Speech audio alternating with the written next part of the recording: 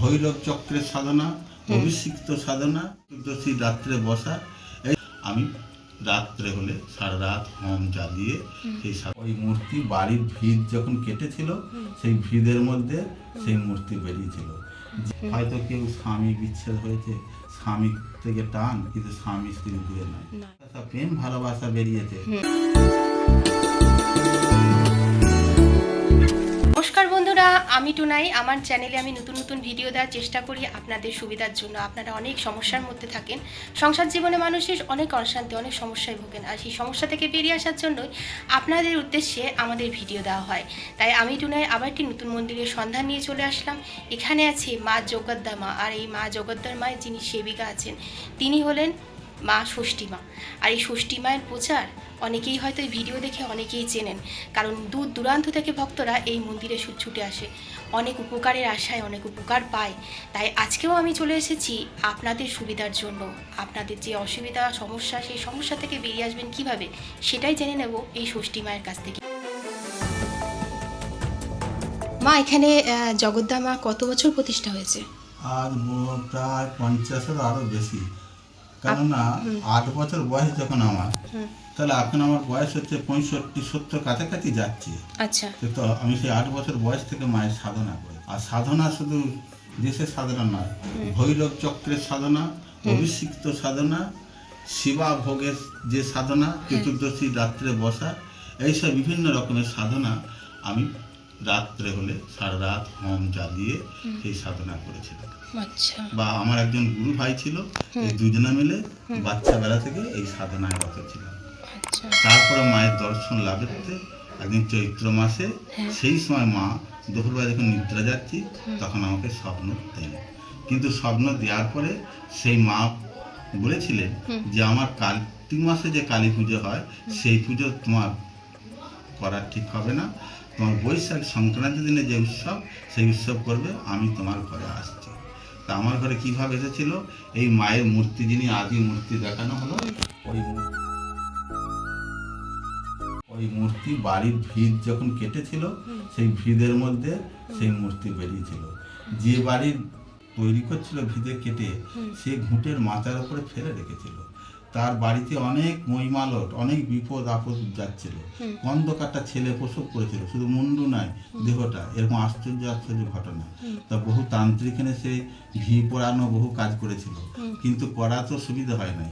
তখন বাড়ির যে গিন্নি ছিল তাকে স্বপ্নে মা জোগাড় দিয়ে বলেছিল যে আমাকে ঘুঁটের মাথার মধ্যে ফেলে রেখেছিস তুলে, জানিস না যে এই জায়গাতে বর্ধমানে যে ষষ্ঠী মা আছে, সে তার হাতে তুলে দেওয়া আমাকে, তা না হলে পরে তোরা আরো সর্বনাশ করবো, যত তান্ত্রিকান যাই যান হবে না কিছু। তখন সেই গিন্নি আমাকে নবান্নর সময়তে নিয়ে গিয়ে নিমন্ত্রণ করে, তখন নবান্নের খেয়ে যখন আমি সন্ধে আছি, আমার হাতে ওইটি যায়, যে বলে মা এটিকে তুমি গ্রহণ করে নিয়ে যাও। সেই মাকে স্থাপিত করা হয়েছিল তখন বাচ্চা বেলায়। তাই তার বৈশাখ মাসে এত পুজো, আর মায়ের আদেশেই পাঁটা বলি হয় বা হয়েছে পশু বলি। সেটারও অনেক কাহিনী, সে বলতে গেলে অনেক সময় লাগবে। যাকে সেই বলি বন্ধে এখন চাল কুমড়ো বলি, মন্ডা বলি, কলা বলি, আঁক বলি, এইসব বিভিন্ন বলি হয়। আর এই মায়ের কৃপাতেই আজ আমি এত বড়। আমার নিজের কৃপায় হতে পারি না মা। আমার সাধন ভজন যা কিছু সবই মা আমাকে শিখিয়েছিলেন, যার জন্যে আমার দীক্ষাগুরু ছিলেন, আমার শিক্ষাগুরু ছিলেন ভৈরবী মা, বা এই যে সখী ভাবের সার, তিনি ছিলেন নবদ্বীপে সমাজ বাড়ি ললিতা সখী তার নাম। আচ্ছা। তার ছবি আমার ঘরে আছে। আচ্ছা। সেও আমার শিক্ষাগুরু মা। এই মন্দির তো প্রতিষ্ঠা হয়েছে প্রায় 60-65 বছর, যেটা বললেন। তো ভক্তরা তো অনেক আসে এখানে, অনেক ভক্তরা অনেক দূর দূর থেকেও আসে, কলকাতা, অনেক অন্যান্য রাজ্য থেকেও আসে, আমি যেটা শুনলাম। তো নিশ্চয়ই ভক্তি বিশ্বাস এই সমস্তটা হয়।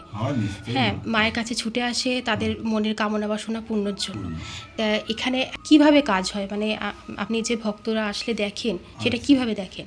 আচ্ছা, যখন তারা আসে সন্তানের মতন, মেয়ের মতন, আমি মা তো, তাদের সেই ভক্তি শ্রদ্ধা নিয়ে তাদের মুখের কথাগুলো আগে শুনে নিই, শুনে সেইভাবে তারা কি সমস্যা রয়েছে, সমস্যাটা কি, হয়তো কেউ স্বামী বিচ্ছেদ হয়েছে, স্বামী থেকে টান, কিন্তু স্বামী স্ত্রী দূরে নয়, নাই। তাকেও আমি সেরকম ওষুধ পালা দিই। আবার এখনকার সব প্রেম ভালোবাসা বেরিয়েছে, সেই সব ছেলেরাও আছে, মেয়েরাও আছে, হয়তো কোনো অশান্তি, কোনো ছেলেকে ভালোবেসেছে, সে আর তাকে এখন দেখছে না, সেটা জোড়া লাগানো আমার পাপ নয় মা, না, সেটাও আমার সেটা তো ধর্ম। ভালো করবো। আর স্বামী স্ত্রীকে এক জায়গায় করে দেয়া, তাতে যদি দুটো মিথ্যা কথা বলে তার স্বামীকে ভাত পায় স্বামী, সেটাও পাপ নয়। সম্পর্কে মিলন তৈরি করে এই কাজগুলো আমি করি মা। আবার কোনো নিঃসন্তান ছেলে হয় নাই, সে আমার কাছে এসে মায়ের ওষুধ খাওয়ায় সংক্রান্তি। হ্যাঁ, একজন ভক্ত এসেছিল, শুনলাম তার মুখ থেকে, তার মেয়ের বাচ্চা হচ্ছিল না, মাথা ঠুকে ঠুকে মরছিল, ভেলোর পর্যন্ত গেছে, সেইখানে মাকে ডেকে, সঙ্গীতার মেয়ে, তার স্বামীও অসুস্থ ছিল বলছিল, সেও এখান থেকে সুস্থ হয়েছে। সবসময় কাঁপতো গা, হ্যাঁ, সেও মায়ের কাছে ভালো। 7 দিন বলেছিলাম তুমি মায়ের চান জলটা খাওয়া, শুধু চান জলেই সুস্থ 7 দিন চান জল খাইছিল। ওর পরিবার ভিজে কাপড়ে মায়ের কাছে একবার সোঁচেরে প্রণাম খেটে দণ্ডি খেটে মাকে কামনা করেছে। তা সেই কামনা পুণ্যে আমি চান জল হাতে তুলে দিয়েছিলাম। এই রোজ খেত, খেয়ে খেয়ে তার স্বামী মন প্রাণ পবিত্র হয়ে যায়, ওই জন্য চান জল খেতে হয়। আর চোখের দোষ থাকলে ভালো দেখতে পাচ্ছে না, ওই যে দোকানের পরে দিয়েছে চোখে নাই, বেশ কিছুকাল ধরে তার চোখের দৃষ্টি ফিরে আসে। এই যে বলেন যে চান জল দেওয়া হয় মন্দির থেকে, আর কি দেওয়া হয়? সমস্যা থাকলে কোনো ওষুধপালা দেওয়া হয়। ওষুধপালা বলতে ফুল, বেলপাতা বা এগুলো নাকি? হ্যাঁ, না কোনো মানে অন্য জিনিস আছে, কোনো অশান্তি আছে তাদের বশীকরণ, জড়িবটি কোনো ওষুধ আছে আলাদা। আর যার যেমন সমস্যা সেই সমস্যা বুঝে ওই ওষুধ দেওয়া হয়, কাজ করি। সেই কাজ হয়। যার মাঙ্গলিক দোষ আছে, বিয়ে হচ্ছে না মোটেও, সেও ঠিক করে দিই। আচ্ছা, মাঙ্গলিক দোষও কাটানো হয় এখানে, শনির সাথে সাথে ঠিক করে দিই। আবার যদি কাল সর্পদোষ যোগ থাকছে বা খালি ভুগে যাচ্ছে তাকে মৃত্যুঞ্জয় কবচ তৈরি করতে হয়। আচ্ছা, ওই মা ওই কবচটা তো করা তো অনেক দিনের ব্যাপার হয়, অনেক দিন ধরে করতে হয়। সেই কবচটাকে কিভাবে তৈরি করতে হয়, অনেক নাম জপও করতে হয় শুনেছি ওটাতে। সেই সেগুলার কাছে করিয়ে আনে, তারপরে সেইটাকে নিয়ে আমার হোম যজ্ঞ করতে হবে, আর ভুজ্জি পত্রে সেই মন্ত্রগণ শিবে লিখতে হয়। ওটা বিশেষ দিনে হয় নাকি অমাবস্যা বা কিছু? না, চতুর্দশীর দিনে। আচ্ছা, এইসব নিয়ে বিভিন্ন দিন থেকে তারপরে সেটাকে আমি ঠিক করি মা, বুঝলি? আচ্ছা, আর এখন তো মানুষের অনেক রকম সমস্যা, গুপ্ত রোগ মেয়েদের, ছেলেদের, তারপরে এমনি যে পায়ে হাতে ব্যথা বেদনা, এটা খুব কষ্ট মানুষের। একটা কি ভক্তির উপরে অবশ্যই ভক্তি বিশ্বাস করে দিই, তেলের সঙ্গে যে ফর্মুলাগুলো আছে সেগুলো করে দিই, সেইগুলো মালিশ করলে অনেক সুস্থ হয়ে যায়। এমনকি কুষ্ঠব্যাধি পর্যন্ত মায়ের কাছে ভালো হয়, কুষ্ঠ ভালো হচ্ছে। কুষ্ঠ হয়েছিল, সে বাঁকুড়ার হাসপাতালে ছিল, সেই ব্যক্তি এখান থেকে ভালো, গৌতমের বাবা যে কালী পুজো করে। এই যে বলেন সন্তান যাদের হচ্ছে না, সন্তানের ক্ষেত্রেও অনেক সন্তান আনিয়ে দিচ্ছেন, কি দেওয়া হয়? বিশেষ দিন ওই সংক্রান্তি দিনে হোম হবে, আর তাকে উপবাস করে থাকতে হবে, আঁচলে করে 5 রকম ফল এনে মাকে নিবেদন করবে, দিয়ে মাকে কামনাটা জানিয়ে নেবে, সেই হোমের কলার ভেতরে মা যা ভর অবস্থায় ওষুধ দেবে সেই খেয়ে থাকবে। তবে নিষেধ যেটা থাকে, একটা জিনিস মায়ের, মুরগির মাংস, মুরগির ডিম খাওয়া চলবে না। আর মাদুলি কবচ পড়লেও সেই নিয়মটাই আছে।